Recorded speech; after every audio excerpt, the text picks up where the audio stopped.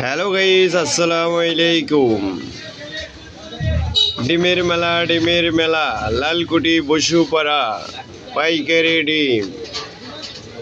এখানে আমাদের আইটেম সমূহ রয়েছে সাদা, লাল, হাঁস, দেশি, কোয়েল।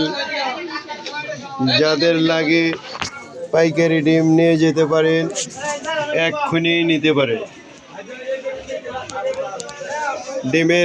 ডিমের মেলা চলে আসেন লালকুটি বসুপাড়া, এক্ষুনি চলে আসেন।